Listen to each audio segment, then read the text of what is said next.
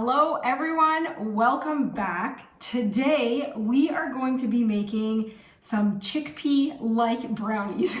Now I say like brownies because like your traditional brownies are made with sugar and butter and all this stuff, and we are going to deviate from this a little bit and kind of create our own version with some less traditional ingredients. So let me show you what I have in front of me today. First of all, I have pre-rinsed and measured out a 14-ounce can of chickpeas. So this is just plain canned chickpeas. Like I said, yeah, this is 398 milliliters or 14 ounces. And it comes out to just about a cup and 3/4 when measured out in a measuring mug or a measuring cup like this. Then what else do we have? We have a lot of ingredients here today. So we've got some Medjool dates. These are pre-pitted. We have some cocoa powder to make the brownies chocolatey. We have some cinnamon. We have some coconut sugar. We've got some peanut butter. We've got some chocolate chips. We've got some gluten-free oat flour. And we've got some almond flour. And then I also have a kettle here that has hot water in it already. And finally, I have some applesauce. So the beauty of these is that we are essentially going to put all of the ingredients into the bowl of our food processor here. You could also do this with a high-powered blender. All of the ingredients will go in, then we'll blend, then it will go into the baking dish, and you're done. So it's kind of nice that there's not multiple steps. We're literally just throwing everything in at once. So what I'm going to do first is I'm going to take a measuring cup like this for the dates. So I want to soak the dates in hot water a little bit first, just to help them soften a little bit. So these are fresh Medjool dates, but they do get a little bit, hard as they sit in the pantry. So they're not like super soft anymore. So what I'm going to do is I'm going to put them in this cup. And I think I pre-counted these, there's 10. So let's just count to make sure. 1, 2, 3, 4, 5, 6, 7, 8, 9, 10. Perfect. All right, so there's 10 Medjool dates here. This works out to about a cup and a half. Like I haven't smushed them down or anything, so just a cup and a half. And then we are going to add water like this to just cover the dates, basically, or just, I fill it up to the 1 cup mark. So we're basically just gonna let these soak while we prep the rest. I'm going to push these down a little bit so all of the dates are covered. So if you see now, I've pushed the dates down a little bit. We're sitting at 1 cup of water and all of the dates are submerged. So I'm now going to set these aside over here while we start putting stuff into our food processor. So let's begin with the chickpeas. We can just pour the chickpeas in. There we go. So like I said, that was about 1 3/4 cups or a 14-ounce can, also 398 milliliters.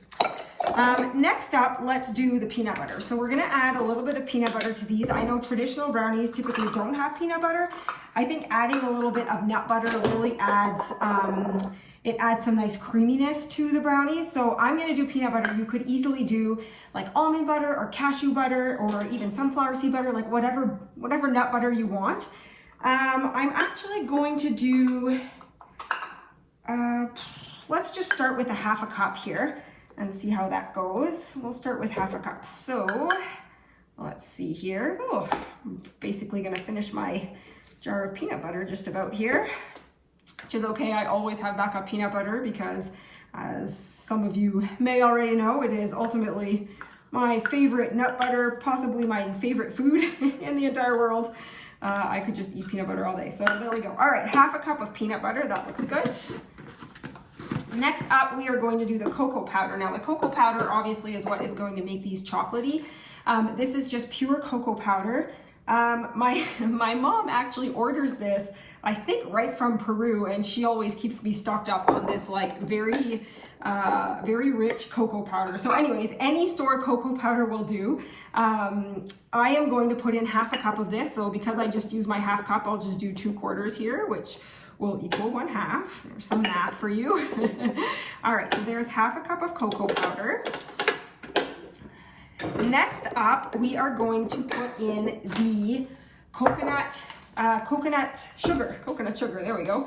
And for this, because we're also doing dates, and I mean, brownies do tend to be a little bit more decadent, a little bit on the sweeter side. So because we're doing the dates and the coconut, I keep wanting to say coconut butter for some reason, but coconut sugar, I'm gonna do 3/4 cups of coconut sugar. So here we go, and you can find this at like most grocery stores, natural health food stores, most carry these. Heck, you can even find it on Amazon. So there you go. So we've got that in there, and then we are going to add our applesauce. So the applesauce honestly just helps to keep the brownies from being too dry. It almost, it kind of replaces butter in a sense. You can kind of substitute for it. It just helps to keep them a little bit more moist and not be too dry essentially. So we're adding 1/2 cup of applesauce here. This is just plain unsweetened applesauce. And yes, these little cups are 1/2 cup. I've used them so many times. I know exactly the amount now. So here we go, 1/2 cup of that, perfect. Next up, we are going to add our flour in. So we are going to do, we'll start with the almond flour, and we'll do, let's see here, let's do a cup. We're gonna do a cup of almond flour and a cup of gluten-free oat flour. So a cup of each, there's one for this one, perfect. And let's now grab this one. This is a new bag, so let's open it up. I love the little, this makes it so easy to open when you can just rip off the top, no scissors needed. All right, and there's 1 cup of gluten-free oat flour. Now I will mention, oh shoot, that was 3/4 cups. Okay, so I need another 1/4 here of the oat flour. Let me just grab another 1/4 cup. See, I get so busy talking, I don't pay attention. So yes, we did do a full cup of almond flour, that is clear. So here is another 1/4 cup of oat flour to top it up. What I was going to say is that I use gluten-free flour often because I am celiac, and I love this particular, like, I mean, there are lots of gluten-free oat flours. I love working with oat flour because it just works really well in baking. So anyways, that's that. All right, so now we have all this stuff in. We are also now going to add in our dates. They've been soaking for a little while, so we're gonna add the dates with the water. We'll need the water in there to help mix things up. We might actually even have to add a little bit more water. Finally, I'm going to add some cinnamon. Cinnamon pairs really well with cocoa powder and that chocolatey flavor. So we're gonna add a 1/2 tablespoon of this. So 1/2 tablespoon of cinnamon. There we go. That looks good. And that is all for now. I know I did show you that I also had chocolate chips. I'm actually gonna save these for the end, and we're gonna be sprinkling these on the top of the batter. So just looking at this quickly, I can already tell that there is not enough liquid in this. So what we're gonna do is we're gonna measure out another 1/2 cup of water and pour it in. So here we go. So here's another 1/2 cup. Yep. And we'll pour that in. And I'm actually gonna do another 1/2 cup, so that's fine. So we added a cup of water here just to help, it will help it in the food processor essentially. All right, so now what I'm going to do is I'm going to scrape this spoon clean here. Just pop this in here, and we are going to go over to the food processor. So I don't have any plugins over here, so I'm actually gonna take you to another part of my kitchen so that we can process this together. So I'll see you in just a second. All right, so here we are back, literally just facing another way here. So now what I'm going to do is I'm going to click this in, I'm gonna put the lid on, and we are going to process it. Now this is gonna be a little noisy, so I will stop talking for a moment, but let's just see what it looks like when it starts processing. Okay, I'm gonna pause it for a moment and grab a spoon here so that I can show you. This is creating, I tried speaking over the food processor. I don't think it's going to work, so we'll just pause it for a second. But you'll see this creates like a really nice batter. It's pretty thick, which is fine. We could potentially add a little bit more water, but I'm actually just gonna let it process a little bit more. You wanna make sure that you let it process for at least, you want several minutes of processing here so that the chickpeas and the dates get really ground up well. So I'm gonna put the lid back on, and we're gonna let it go just a little bit longer, and then I'll reassess to see if I think we need to add water or not. So here we go. All right, this is looking pretty good. Let's take a look at it again. Obviously, depending on like the power of your blender or your food processor, like processing time might vary, but basically you want it so that it looks fairly smooth when you when you scoop it like this, you don't want any chunks of anything. So I'm actually gonna add a little tiny bit more water, like maybe just a quarter of a cup. Let's see here, my quarter cup. All right, so here is another quarter cup of water. I just want it to be a little bit more liquidy. It's just a little bit thick right now. So just another quarter cup of water there. And let's close this back up and process a little more. All right, let's take a peek at this. All right, this looks good. This looks a little bit better. You can see it's a little bit more liquidy. It's not as like, doesn't droop as much. It's a little bit more, yeah, just liquid. So this is looking good. What I'm actually going to do now is do a quick taste test to make sure that it is okay. So I'm gonna grab a little spoon. All right, this is the moment of truth. We're gonna see what it truly tastes like. As you know, I just throw ingredients in and see how it goes.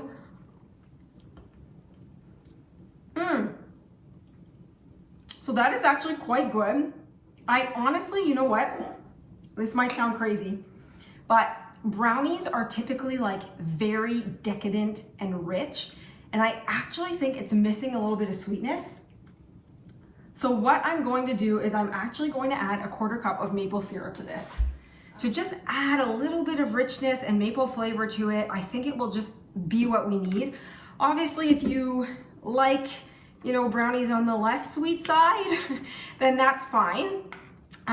You could leave it without, but I think this will add what it needs. And the other thing I'm going to do is I'm actually going to add another half tablespoon of cinnamon because it's just missing a little something. So here we go. Let's add this to it, another half. So that means this just rounds it up to 1 tablespoon of cinnamon, which is just fine.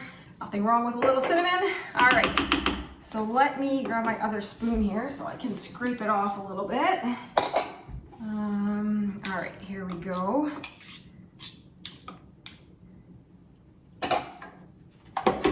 Let's blend again.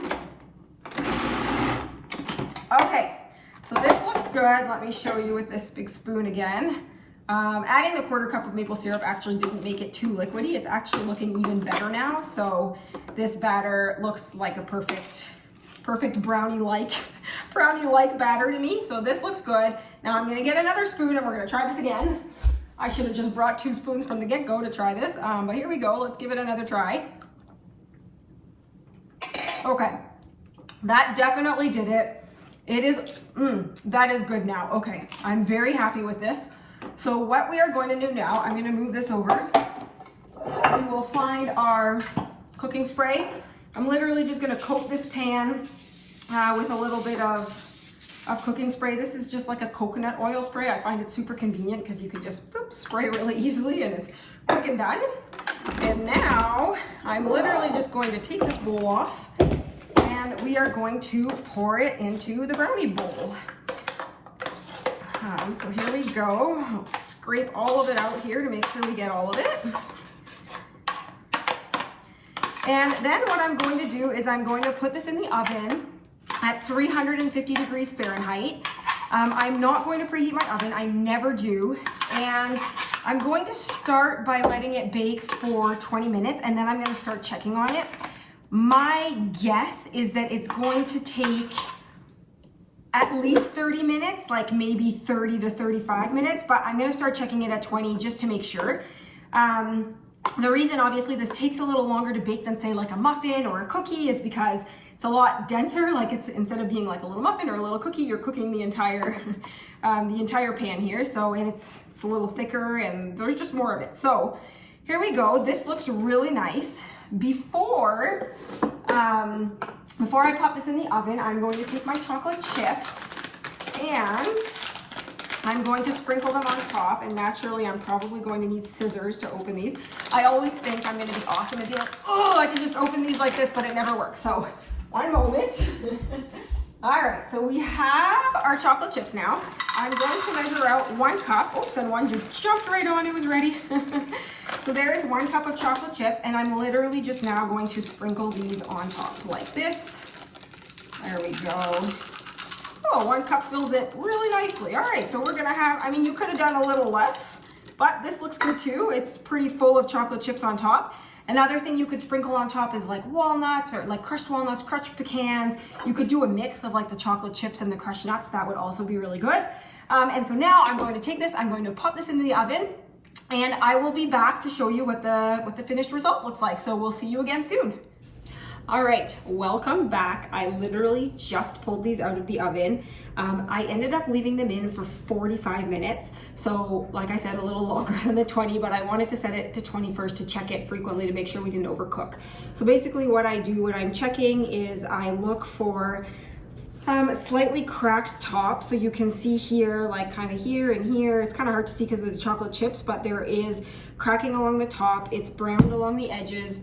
And then I always do the toothpick test. Essentially, you put the toothpick in. If it comes out all goopy, then it's clearly not done. So now basically you could let these two sit and cool for a little while, and then you can serve them hot, or you can put them into the fridge to let them cool there and then let them cool down a little bit. I would not cut into these right away because I think they'll be quite crumbly immediately right away.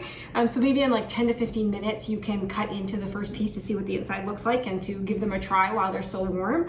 Otherwise, yeah, these are done. Now, one thing that I was just thinking about is that, so because we just took these out of the oven and the chocolate chips are all nice and melted, what could be really cool is to add like a drizzle of peanut butter on top and then actually like make patterns in it with a knife. And I'm a little bit hesitant as to whether or not I want to try this right now because it does look beautiful like this, but I actually think that the peanut butter drizzle could look quite nice and add a nice little flavor to the topping. So you know what, why not? Let's try it. So let me grab my peanut butter here, and I'm just gonna grab like a normal butter knife. All right, and what I'm gonna do, and this is a brand new peanut butter, I just opened it and stirred it, so it's not, it hasn't like hardened in the fridge yet, so you'll see it's actually quite liquidy. So I'm literally just gonna take this and kind of sprinkle it on top like this. We'll do a little more than that here. Let's see if I can get a little bit more. Maybe a spoon would have worked better, but maybe a spoon would be better. Anyways, let's try a little more here. And then I'm just going to kind of spread the chocolate chips out. You know what? We're just gonna go like this. Okay, all right. Whoops, it's really coming down the side. All right, whatever. This is, it is what it is. We'll just put this over here. And then we're just going to kind of spread it out like this. So you can see it's kind of making a topping. We've got some cool patterns in it. I actually don't mind this at all. And then it will add a nice flavor. Obviously you do not have to do this. This is me experimenting a little bit here and seeing, you know, just kind of experimenting and seeing what will work. I actually want a little bit more peanut butter to get a little bit more color variation in here, but I'm going to grab a spoon this time. So there we go. I'm just gonna grab some on this spoon, and then we'll just kind of twirl it like this and then spread it with a knife, and then that will be it. So here you go. That actually ends up being like quite a pretty topping with some variation in color. So let me see if I can show you this here. What it actually turned out looking like. But there you go. Now you just let that cool for a little while and you're done. So thank you for baking these with me. I hope you enjoy. We'll see you next time. Bye.